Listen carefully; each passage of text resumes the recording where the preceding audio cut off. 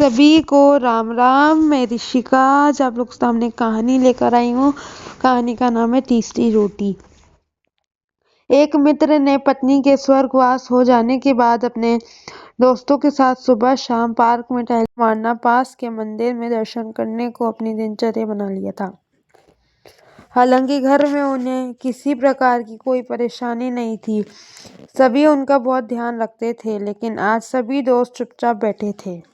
एक दोस्त को वृद्धाश्रम भेजने की बात से सभी दुखी थे। अब सब हमेशा मुझसे पूछते थे कि मैं भगवान से तीसरी रोटी क्यों मांगता हूँ, आज बदला देता हूँ। कमल ने पूछा, क्या बहू तुम्हें सिर्फ 3 रोटी ही देती है? बड़ी उत्सुकता से एक दोस्त ने पूछा। नहीं यार, ऐसी कोई बात नहीं है बहू, बहुत अच्छी है। असल में रोटी 4 प्रकार की होती है। पहली सबसे स्वादिष्ट रोटी माँ की ममता और वात्सल्य से भरी हुई, जिससे पेट तो भर जाता है पर मन कभी नहीं भरता। एक दोस्त ने कहा, 16 आने सच, पर शादी के बाद माँ की रोटी कम ही मिलती है। उन्होंने आगे कहा, हाँ वही तो बात है। दूसरी रोटी पत्नी की होती है, जिसमें अपनापन और समर्पण भाव होता है, जिससे पेट और मन दोनों भर जाते हैं। क्या बात कही है यार, ऐसा तो हमने कभी सोचा ही नहीं।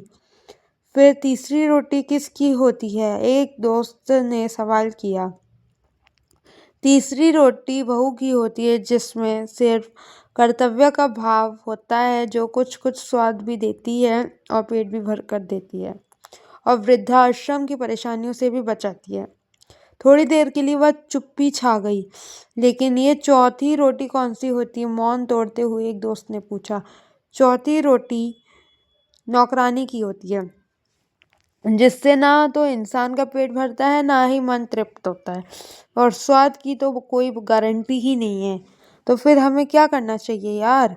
माँ की हमेशा पूजा करो, पत्नी को सबसे अच्छा दोस्त बनाकर जीवन जियो, बहू को अपनी बेटी समझो और छोटी मोटी गलतियां नजरअंदाज कर दो।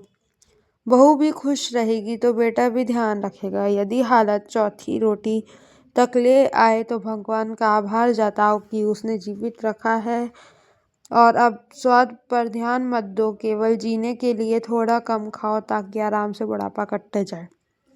बड़ी खामोशी से दोस्त सोच रहे थे, वाकई हम कितने खुशकिस्मत हैं। धन्यवाद। जय हो, सदा विजय हो।